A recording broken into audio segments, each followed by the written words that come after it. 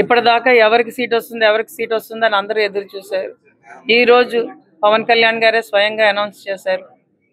ఇప్పుడు సీట్ ఎవరికి వస్తుందో తెలిసింది కాబట్టి మిగిలిన చిన్నవన్నీ కలుపుకోవడం చాలా ఈజీ. అందరినీ కలుపుకొని వెళ్తాను. నాకైతే అహంకారంతో ముందుకెళ్ళడం అన్నది ఖచ్చితంగా లేదు. అందరినీ కలుపుకొని వెళ్ళే మనస్తత్వం, అందరినీ గౌరవించే మనస్తత్వం నేను చదువుకున్న చదువు నాకు అదే నేర్పింది. నేను ఒక మధ్యతరగతి కుటుంబం నుంచి వచ్చాను. నాకు డబ్బున్న అహంకారం కూడా లేదు. ఖచ్చితంగా ప్రజలకు సేవ చేద్దామని ఈరోజు ముందుకు వస్తున్నాను కాబట్టి కార్యకర్తలందరినీ ఖచ్చితంగా మమైకం చేసుకుంటూ గెలుపు దిశగా మేమందరం కలిసి అడుగులేస్తామని ఈరోజు చెప్పడం జరుగుతున్నాను. మీకు శిక్షణ అనేది చాలా అవసరం. శిక్షణ ఇస్తే ఎటువంటి వాడైనా కూడా ఆ పరిశ్రమని చాలా జాగ్రత్తగా ముందుకు నడిపిస్తాడు. నేను చెప్తున్న పరిశ్రమలు కూడా మీరు అంటున్నట్టుగా రైతులుగా అనుసంధానం చేస్తాం. అంటే ఇప్పుడు టమాటో ప్రొడక్షన్ పెంచి ఆ టమాటో ప్రొడక్షన్ ద్వారా మనం టమాటో ప్రాసెసింగ్, కెచప్ ప్రాసెసింగ్ కానీ, పికిల్స్ కానీ చాలా మటుకు మనం తీసుకురావచ్చు.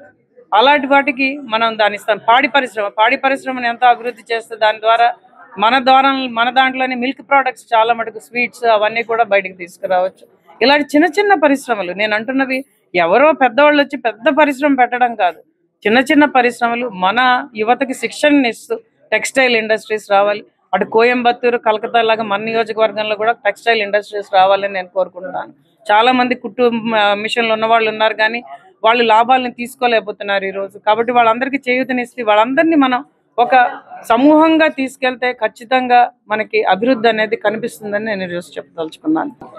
నెల్లిమర్ల నియోజకవర్గంలో ఖచ్చితంగా మనకి మొట్టమొదటి సమస్య తాగునీటి సమస్య.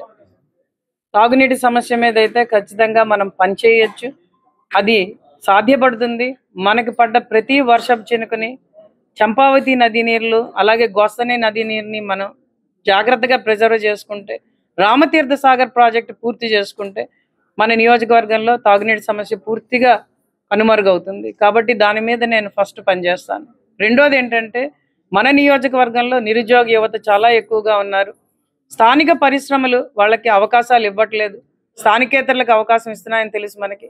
స్థానిక పరిశ్రమల్లో మన యువతకి అవకాశాలు ఇవ్వాలని ఖచ్చితంగా నేను డిమాండ్ చేస్తాను. అలాగే అవి ఒక్కటే సరిపోవు కాబట్టి మరిన్ని పరిశ్రమలు మన నియోజకవర్గంలో వచ్చేటట్టు ఆ పరిశ్రమల్లో యువతని భాగస్వాములు చేస్తూ మహిళలకి యువతకి పెద్దపీట వేస్తూ మన నియోజకవర్గ అభివృద్ధికి ఖచ్చితంగా పాటుపడతాను. అలాగే జనసేన తెలుగుదేశం ప్రభుత్వం యువతకి మహిళలకి పెద్దపీట వేస్తూ నోటిఫికేషన్స్ అన్ని గవర్నమెంట్ ఉద్యోగాలన్నీ భర్తీ చేయడానికి ముందుకు వస్తున్నది. కాబట్టి తద్వారా కూడా చాలా ఉద్యోగ అవకాశాలు మన నిరుద్యోగ యువతకు వస్తాయి. ఇంకొకటి చాలా ముఖ్యమైనది ఏంటంటే యువత ఉద్యోగ అవకాశాలకు ముఖ్యంగా కావాల్సింది వాళ్ళకి శిక్షణ. వాళ్ళ ఉద్యోగాలకు కావాల్సిన శిక్షణ అందించే విధంగా మన నియోజకవర్గంలో నేను రూపుదిద్దుతానని మీకు ఖచ్చితంగా చెప్తున్నాను. ఖచ్చితంగా అది పుకారే. ఎందుకంటే ఆయనకి ఆ ఉద్దేశం లేదు.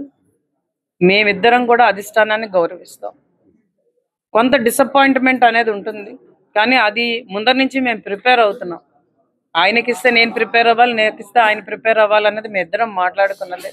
మేము అనుకుంటున్నది ఏంటంటే ఈ నియోజకవర్గంలో ఖచ్చితంగా జనసేన తెలుగుదేశం ఉమ్మడి అభ్యర్థి గెలవాలని అటు తెలుగుదేశం పార్టీ శ్రేణులు, ఇటు జనసేన పార్టీ శ్రేణులు కూడా గట్టిగా నమ్ముతున్నాయి.